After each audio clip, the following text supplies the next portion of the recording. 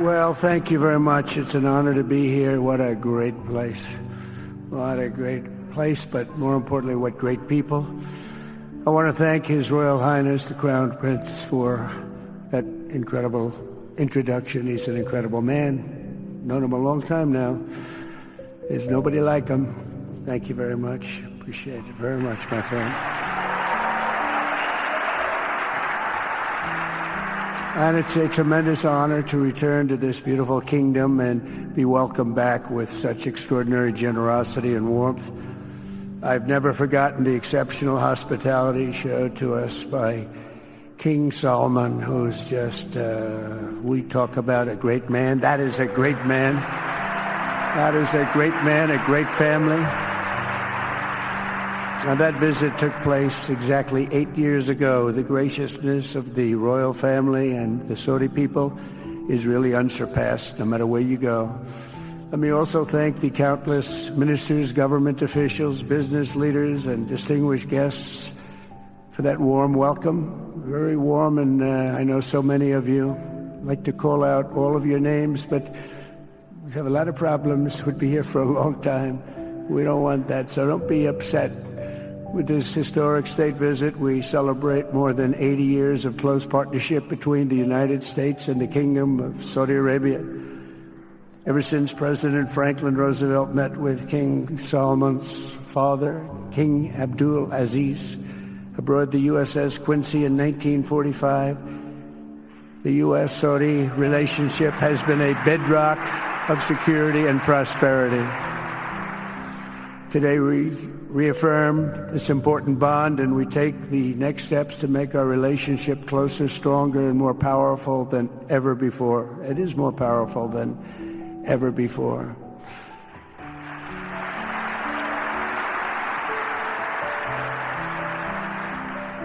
And by the way, it will remain that way. We don't go in and out like other people. It will remain that way.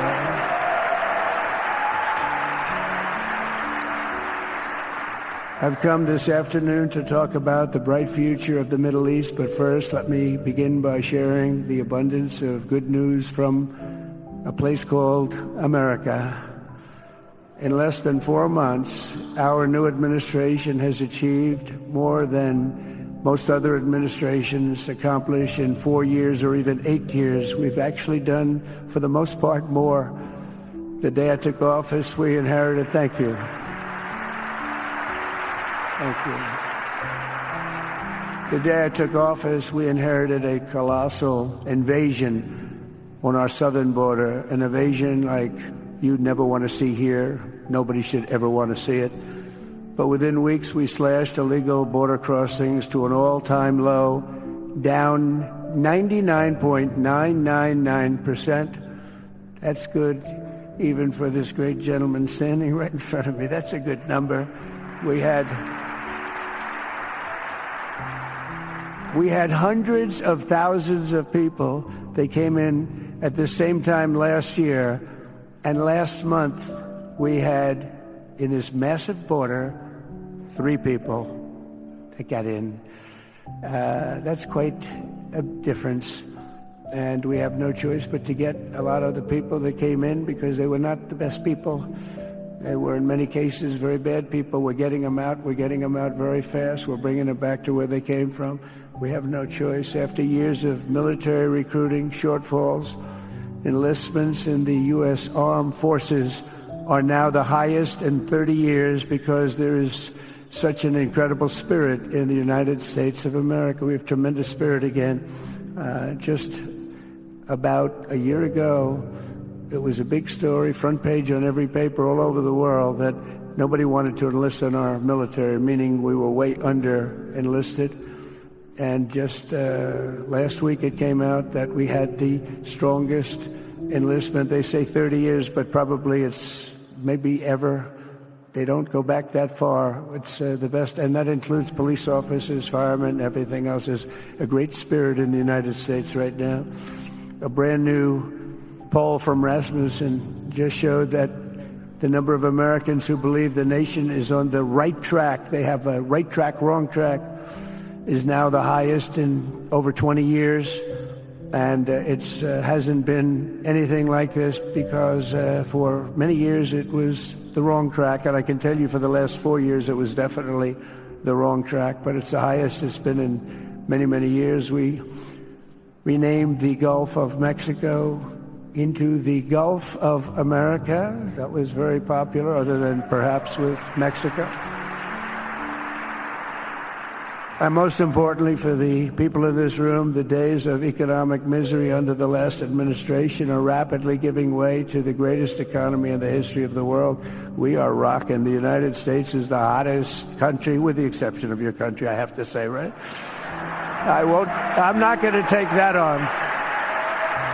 No, Mohammed, I'm not going to take that on. Wouldn't that be a terrible thing if I made that full statement? But I will not do it. You're hotter. At least as long as I'm up here, you're hotter. But groceries, gasoline, energy, and all other prices are down with no inflation. We have no inflation, and in a few short weeks, we've created 464,000 brand new jobs. Think of that. It's almost 500,000 jobs created just in a matter of weeks. We just reached a historic trade agreement with the United Kingdom, and over the weekend we reached a breakthrough agreement with China. Both outstanding deals. China's agreed. We have to get it down. We have to get the little details down. And Scott, you're going to work on that very hard, but China's agreed to open up to the United States for trade and everything else. But they have to do it, so we'll see what happens. But we had a very, very good meeting with both of those countries. We are cutting 10 old regulations for every new regulation. We're getting rid of all of the red tape that is so many, frankly, countries, as they get older, they develop a lot of red tape, and we're getting rid of it. We're getting rid of it at record levels. And I'm pleased to report that the United States Congress is on the verge of passing the largest tax cut and regulation cut in American history. We think we're in good shape to get that. And if we get that, that will be like a rocket ship for our country. In the first quarter of the year, the investment in America was up an astounding 22%. More than $10 trillion of new investments have been announced or are coming just since the election on November 5th. So think of that. In a very short period of time, we have over $10 trillion, and it could be much higher than that. Not everybody comes to the White House to have a news conference that they're going to be opening up in America, but they're all coming in at numbers that we've never seen before. If you take a look at other presidencies, they wouldn't do $1 trillion sometime in years. We did this in essentially 2 months because you have to say we got into office and they gave me about a month to clean up and fix up the Oval Office, and after that we started working. And the money is pouring in, the jobs are pouring in, the companies are pouring into our country like we've never seen before. There's never been anything like it. And we let other people tariff us into losing a lot of money and a lot of jobs, and now we're tariffing them. And it's at a level that nobody's seen. It's a level that is making us a very much different country and a very different Republican Party. We won a tremendous victory in November. We won all 7 swing states, the popular vote by millions and millions of votes. The Electoral College we won by 312 to 226. Remember they said, well, we could get to 270. You know, we got to 312. That's a big difference. And very importantly, we won counties throughout the United States, 2,660 to 451. That's why when you look at a map, they're all red. The whole country is red. Red stands for Republican. From the moment on and from the moment we started, we've seen wealth that just poured and is pouring back into America. Apple is investing $500 billion. NVIDIA is investing, and I see my friend is here. Jensen, that's very good, wherever you may be. I thank you very much, because he's putting in $500 billion. TSMC is investing.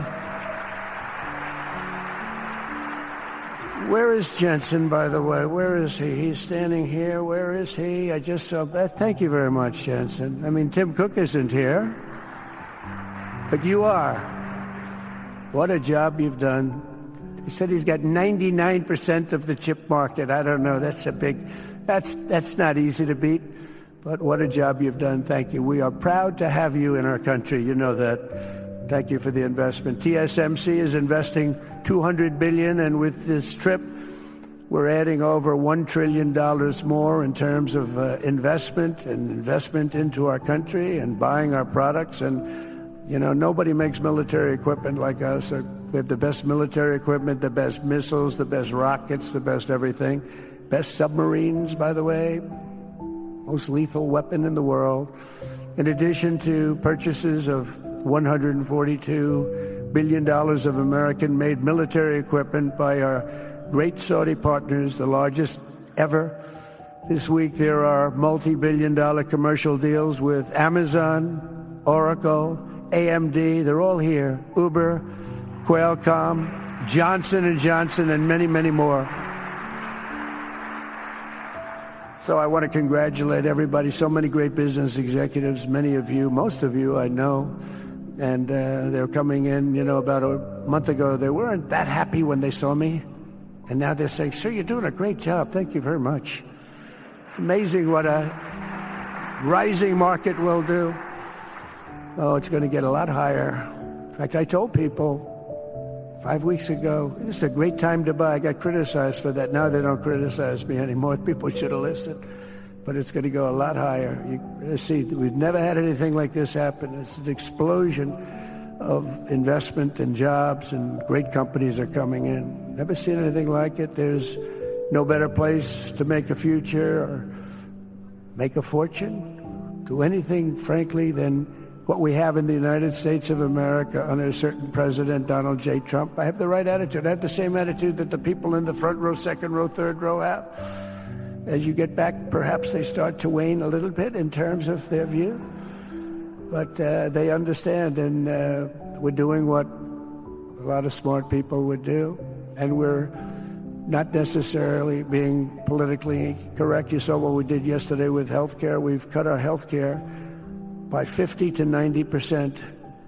You're going to see drugs and pharmaceuticals come down at numbers that nobody has ever seen. And drugs, pharmaceuticals, we think will be dropping. And it will be a redistribution of costs with other nations, which really took advantage of a very nice group of people that ran our country. But not only is this a time of incredible excitement in the United States, it's also an exhilarating period right here in the Arabian Peninsula. Beautiful place, by the way. Beautiful place. Exactly. Thank you.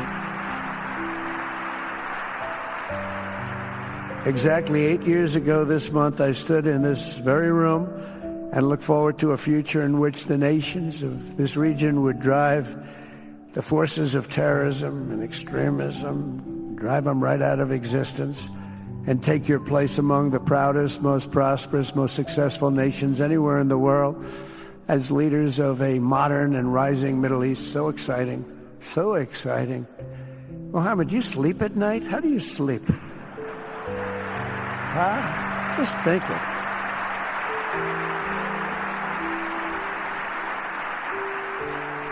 What a job. He tosses and turns like some of us. Tosses and turns all night. How do I make it even better all night? It's the ones that don't toss and turn. They're the ones that will never take you to the promised land, won't they? But you have done some job. True. But critics doubted that it was possible what you've done. But over the past 8 years, Saudi Arabia has proved the critics totally wrong. The transformation that has occurred even by these incredible business leaders. I mean, you had the biggest leaders in business anywhere in the world standing right before us. But the transformation that has occurred under the leadership of King Salman and Crown Prince Mohammed has been truly extraordinary. Such a thing has, I don't think, ever happened before. I've never seen anything at that scale happen before. And I guess, maybe you could say the United States is doing pretty well too, but I don't think too many people have seen that happen before. Majestic skyscrapers, the towers that I see, the difference between now and 8 years ago. And 8 years ago was very impressive, but the towers that I see rising, some of the exhibits that I was shown by Mohammed, what I've seen there is just an amazing, it's an amazing process, an amazing genius of so many people, architecture, but I have a feeling I know where many of those ideas came from. Happens to be sitting right in this room right before me, but the towers and all of the different, I've seen a lot of different towers. I didn't think there's any version of a tower that I haven't seen in one form or another. Well, I just passed 4 exhibits. I have never seen anything like any of them. So it's going to be very exciting. And they sit among the ancient wonders of a growing and exciting city. It's really amazing.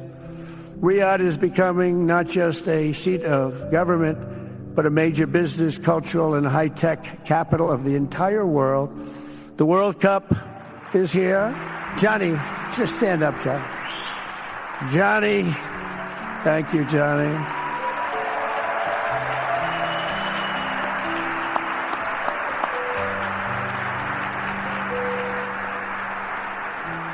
Great job, Johnny, great job. But the World Cup and the World Expo will soon be coming here, just like the World Cup is coming to the United States. It's going to be really exciting next year.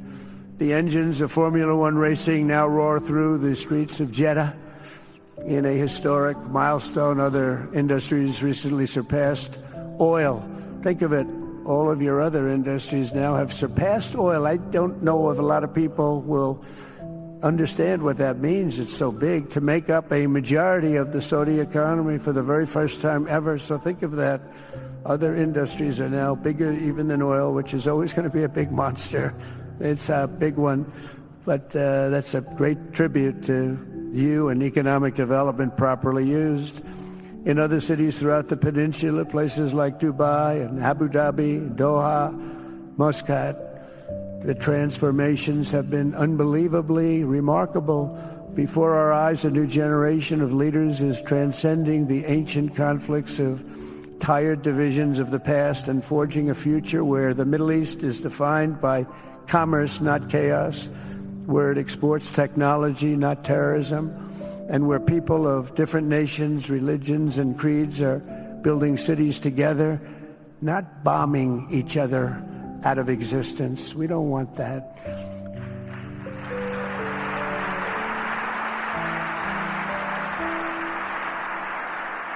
And it's crucial for the wider world to note this great transformation has not come from Western interventionists or flying people in beautiful planes giving you lectures on how to live and how to govern your own affairs. No, the gleaming marvels of Riyadh and Abu Dhabi were not created by the so-called nation builders, neocons, or liberal nonprofits like those who spent trillions and trillions of dollars failing to develop Kabul, Baghdad, so many other cities. Instead, the birth of a modern Middle East has been brought by the people of the region themselves, the people that are right here, the people that have lived here all their lives, developing your own sovereign countries, pursuing your own unique visions and charting your own destinies in your own way. It's really incredible what you've done. In the end, the so-called nation builders wrecked far more nations than they built, and the interventionists were intervening in complex societies that they did not even understand themselves. They told you how to do it, but they had no idea how to do it themselves. Peace, prosperity, and progress ultimately came not from a radical rejection of your heritage, but rather from embracing your national traditions and embracing that same heritage that you love so dearly.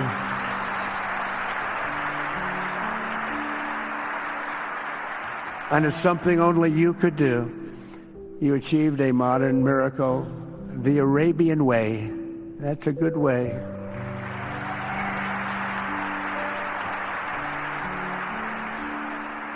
Today, the Gulf nations have shown this entire region a path towards safe and orderly societies with improving quality of life, flourishing economic growth, expanding personal freedoms, and increasing responsibilities on the world stage.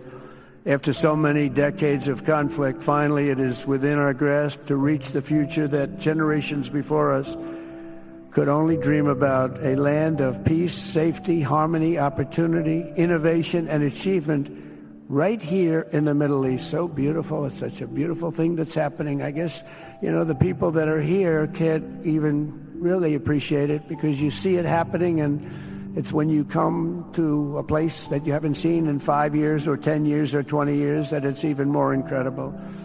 When I left office just over 4 years ago, that future seemed almost impossible, what you've done. Together we had obliterated the killers of ISIS. We wiped them out, terminated its founder and leader, al-Baghdadi. We had healed the divide in the Gulf Cooperation Council, it's a very big deal, and united the nations of the region to stand against the enemies of all civilization. We'd imposed unprecedented sanctions on Iran and starved the regime of resources to fund terror. They were unable to fund anything because they had no money left. They had no money. But the new administration came in and let them have a lot of money, and you saw what happened. It was not money well spent.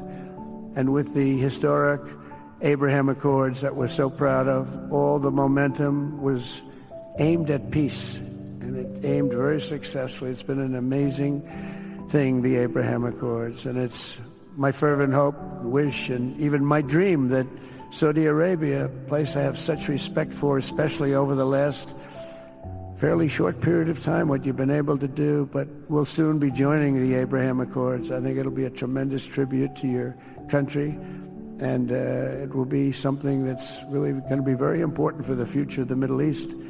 I took a risk in doing them, and they've been an absolute bonanza for the countries that have joined. The Biden administration did nothing for 4 years. We would have had it filled out.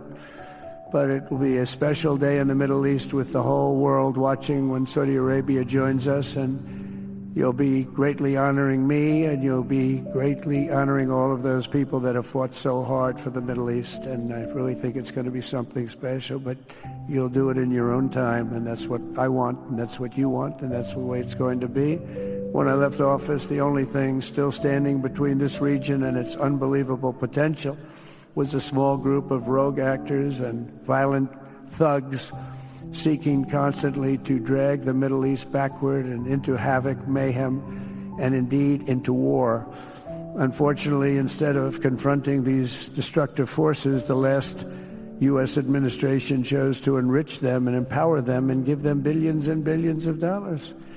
The Biden administration, the worst administration in the history of our country, by the way, spurned our most trusted and long-standing Gulf partners, and I can say partners worldwide, one of our great, great partners, no matter who we look to, and we have great partners in the world, but we have none stronger and nobody like the gentleman that's right before me. He's your greatest representative, greatest representative.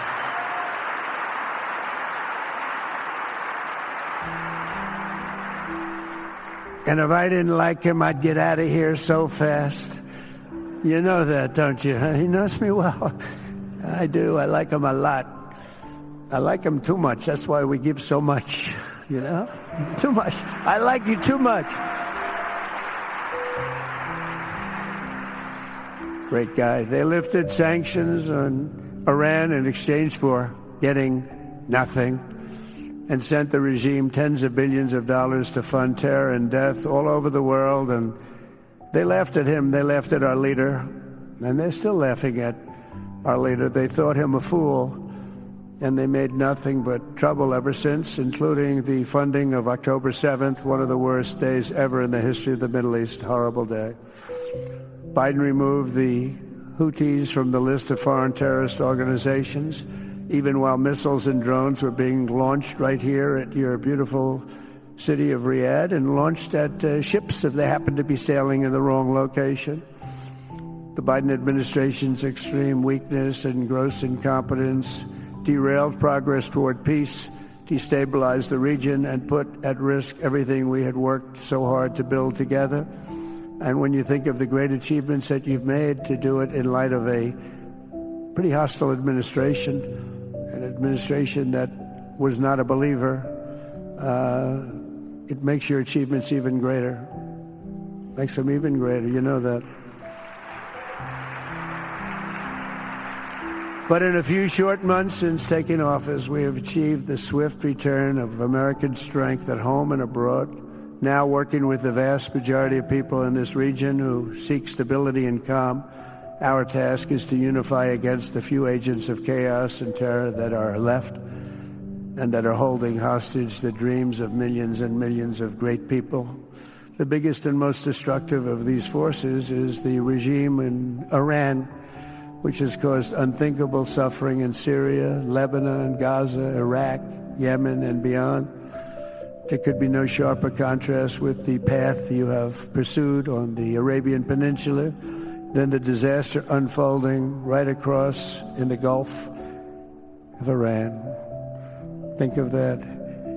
They wanted to name it that. I said, they're not going to let them do that. Do you mind if I stop that? I stopped it. We're not going to let that happen.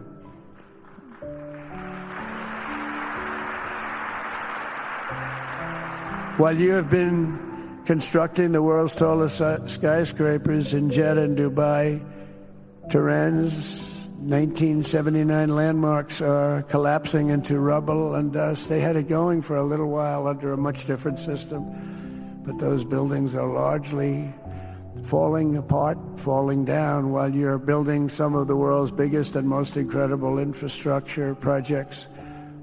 Buildings, all sorts of things you're building that nobody's ever even seen before. Iran's decades of neglect and mismanagement have left the country plagued by rolling blackouts lasting for hours a day. All the time you hear about it. While your skill has turned dry deserts into fertile farmland, Iran's leaders have managed to turn green farmland into dry deserts as their corrupt water mafia, let's call it the water mafia, causes droughts and empty riverbeds. They get rich, but they don't let the people have any of it. And then, of course, there's the key difference at the root of it all. While the Arab states have focused on becoming pillars of regional stability and world commerce, Iran's leaders have focused on stealing their people's wealth to fund terror and bloodshed abroad. Most tragic of all, they have dragged down an entire region with them. Countless lives were lost in the Iranian effort to maintain a crumbling regime in Syria. Look at what happened with Syria. In Lebanon, their Hezbollah proxies have pillaged the hopes of a nation whose capital, Beirut, was once called the Paris of the Middle East. Can you imagine? All of this misery and so much more was entirely avoidable, absolutely avoidable. And Mohammed knew that. He knew that. Smart people knew that. If only the Iranian regime had focused on building their nation up instead of tearing the region down. Yet I'm here today not merely to condemn the past chaos of Iran's leaders, but to offer them a new path and a much better path toward a far better and more hopeful future. As I've shown repeatedly, I am willing to end past conflicts and forge new partnerships for a better and more stable world, even if our differences may be very profound, which obviously they are in the case of Iran. I have never believed in having permanent enemies. I am different than a lot of people think. I don't like permanent enemies, but sometimes you need enemies to do the job, and you have to do it right. Enemies get you motivated. In fact, some of the closest friends of the United States of America are nations we fought wars against in generations past, and now they're our friends and our allies. I want to make a deal with Iran. If I can make a deal with Iran, I'll be very happy. If we're going to make your region and the world a safer place. But if Iran's leadership rejects this olive branch and continues to attack their neighbors, then we will have no choice but to inflict massive, maximum pressure drive Iranian oil exports to zero like I did before. If you know that, they were a virtually bankrupt country because of what I did. They had no money for terror. They had no money for Hamas or Hezbollah, and take all action required to stop the regime from ever having a nuclear weapon. Iran will never have a nuclear weapon.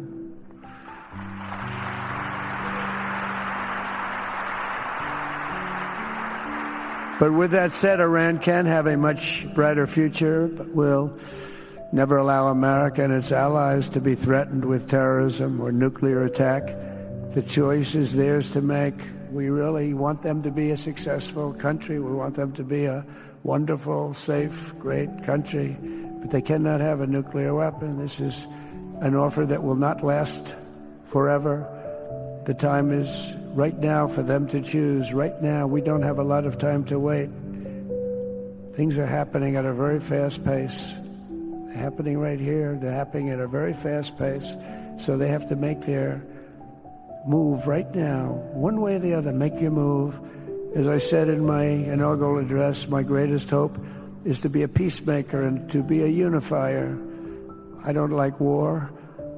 We have the greatest military, by the way, in the history of the world. You know, I rebuilt our military in my first 4 years and rebuilt it into the most powerful military there is. And you saw that when I knocked out ISIS in 3 weeks. People said it would take 4 years, 5 years. I did it. We did it in 3 weeks.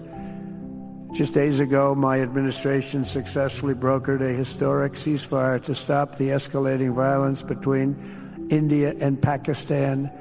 And I used trade to a large extent to do it. I said, fellas, come on, let's make a deal.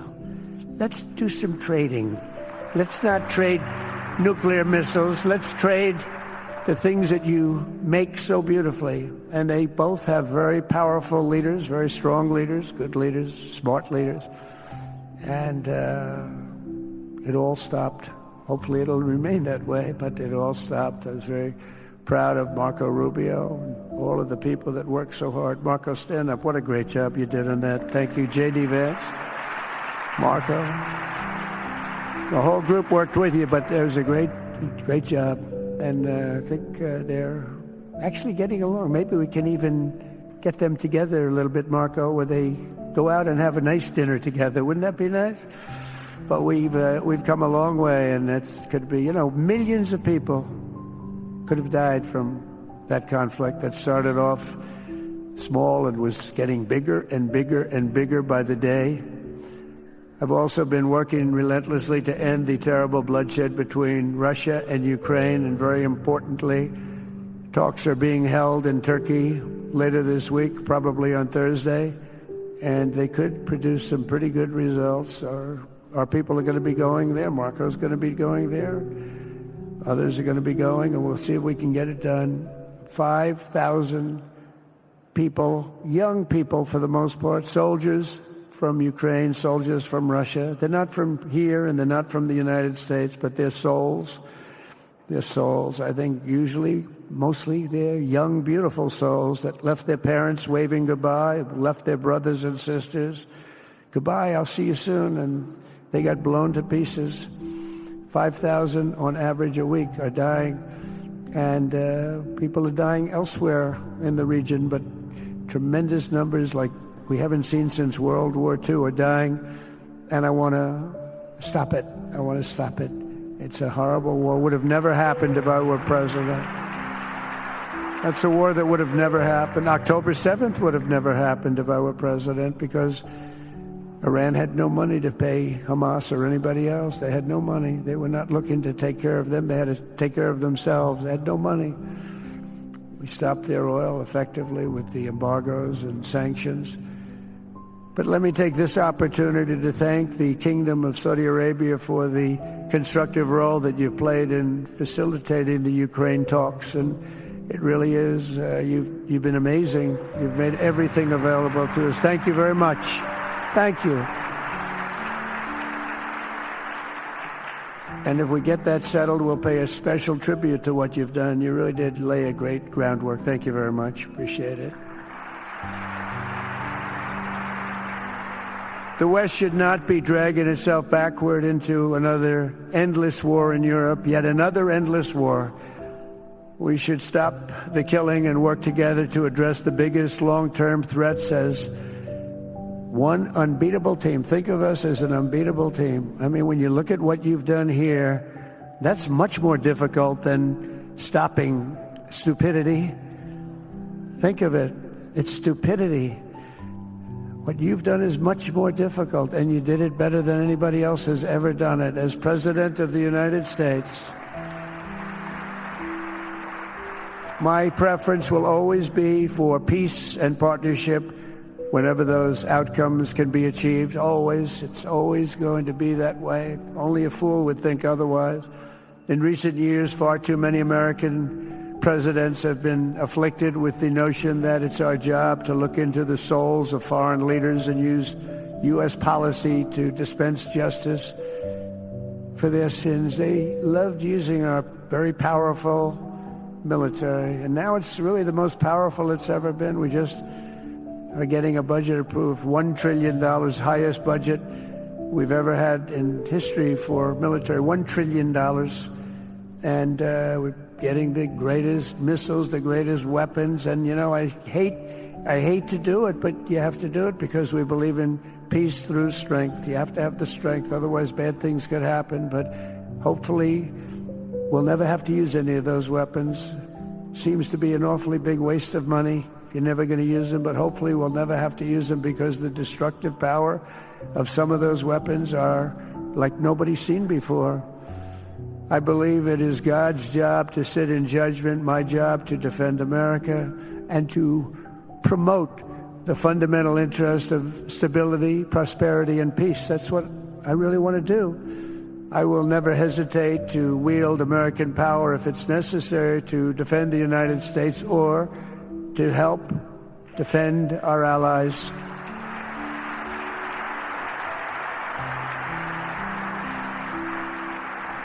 And there will be no mercy for any foe who tries to do us or them harm. We will have no mercy. They understand that. That's why I've been pretty lucky. A lot of people think, you know, he's looking to fight. He's looking to fight, and things get settled. It's an amazing thing when they really think you mean it.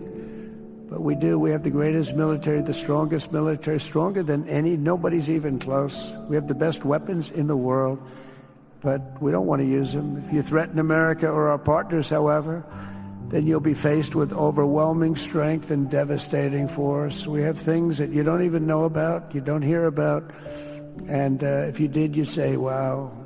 In recent weeks, following repeated attacks on American ships and freedom of navigation in the Red Sea, the United States military launched more than 1,100 strikes on the Houthis in Yemen. As a result, the Houthis agreed to stop. They said, we don't want this anymore. It's the first time you've heard that from them, too. They're tough. They're fighters. But just days ago, we were asked to cease targeting commercial. They were not going to be targeting commercial ships in any way, shape, or form, or anything American. And they were very happy that we stopped. But we had 52 days of thunder and lightning like they've never seen before. This was a swift, ferocious, decisive, and extremely successful use of military force. Not that we wanted to do it, but they were shooting down ships. They were shooting at you. They were shooting at Saudi Arabia. We don't want them shooting at Saudi Arabia if that's okay. So we hit them hard. We got what we came for, and then we got out.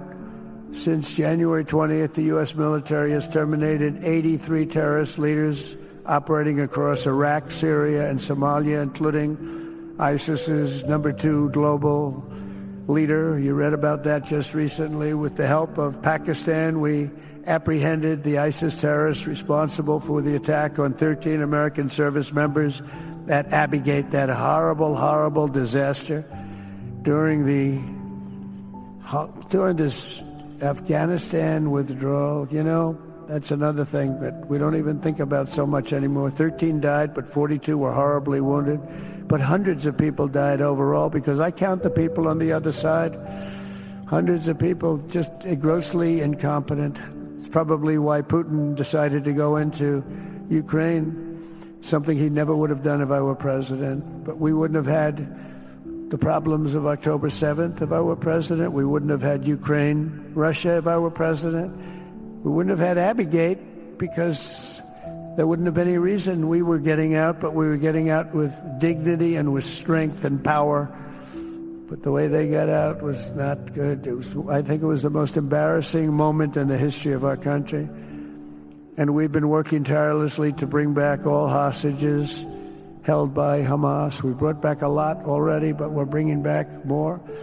This weekend, we successfully negotiated the release of the last American hostage, Edan Alexander. Just came out a few hours ago, and we continue to work to get that war ended as quickly as possible. It's a horrible thing that's taking place. All civilized people must condemn the October 7th atrocities against Israel, which would never have happened again if you had probably a different president, but definitely if you had me as president. The people of Gaza deserve a much better future, but that will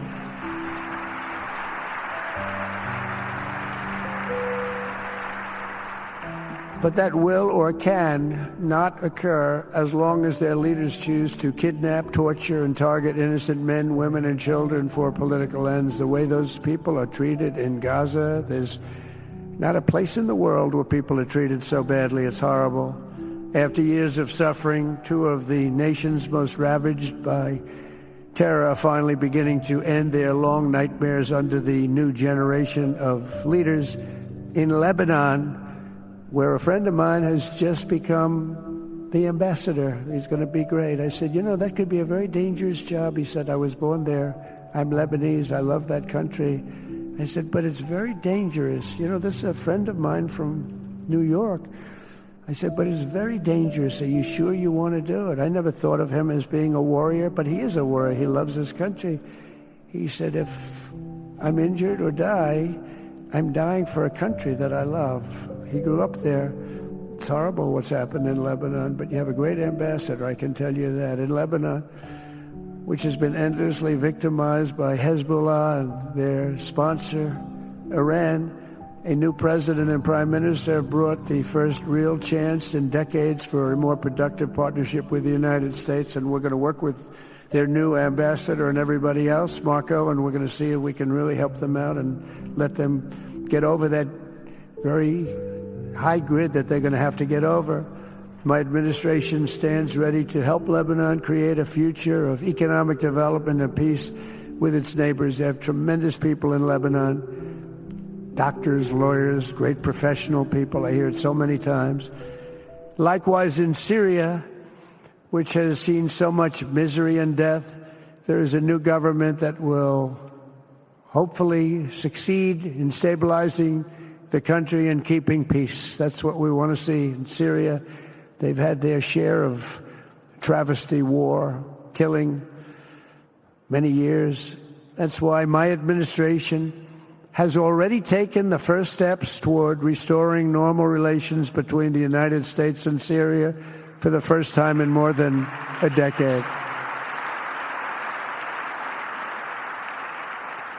And I'm very pleased to announce that Secretary Marco Rubio will be meeting with the new Syrian foreign minister in Turkey later this week. And very importantly, after discussing the situation in Syria with the Crown Prince, your Crown Prince,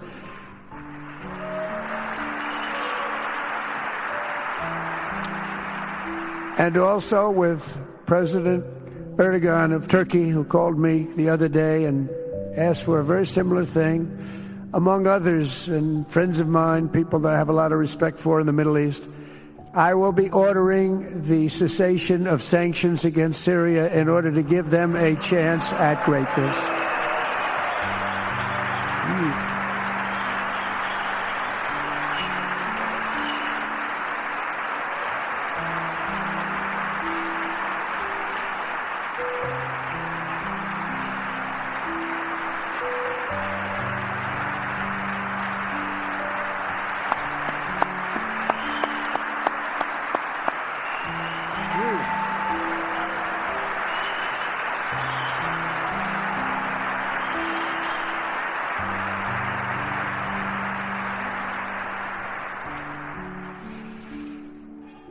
Oh, what I do for the Crown Prince.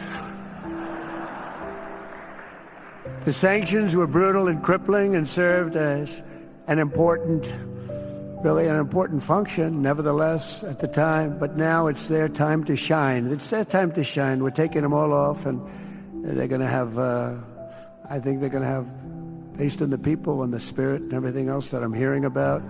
So I say good luck, Syria. Show us something very special like they've done, frankly, in Saudi Arabia. Okay? They're going to show us something special. Very good people. Everywhere we can, my administration is pursuing peaceful engagement, offering a strong and steady hand of friendship to all that will take it in good faith. Together we have made unprecedented strides and tremendous progress, and we're still just at the dawn of the bright new day that awaits for the people of the Middle East, the great, great people of the Middle East. If the responsible nations of this region seize this moment, put aside your differences and focus on the interests that unite you, then all of humanity will soon be amazed at what they will see right here in this geographic center of the world. It really is. It's like a center of the world and the spiritual heart of its greatest faiths. For the first time in 1,000 years, the world will look at this region not as a place of turmoil and strife and war and death, but as a land of opportunity and hope, just like you've done right here, a cultural and commercial crossroads of the planet. Security and stability will lift millions into lives of safety and success, and the nations of this region will be free to realize your highest destinies, honor your proud histories, harness amazing new opportunities, and bring incredible glory to Almighty God. People will come from all over the globe to be inspired by the cities you build, the businesses you create, the technologies you invent, and the beauty, talent, and potential you unleash right in the hearts of your citizens. Each of you will be able to take tremendous pride in the legacy you will leave to your children, because you will have given them the ultimate blessings of prosperity and peace. So important. In the United States, we've launched the golden age of America. It's the golden age. We see it. We see it with all that money, trillions and trillions and dollars pouring in, hundreds of thousands of jobs coming in with it. And with the help of the people of the Middle East, the people in this room, partners throughout the region, the golden age of the Middle East can proceed right alongside of us. We will work together. We will be together. We will succeed together. We will win together. And we will always be friends.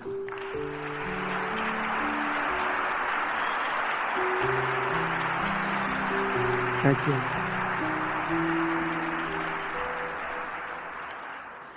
So, Mohammed, I want to thank you again very much for having me. And as a representative of what I think is the greatest nation in the world, we are with you all the way, and you have a tremendous future. Thank you very much. And please pay my respects to your father. Thank you very much. Thank you.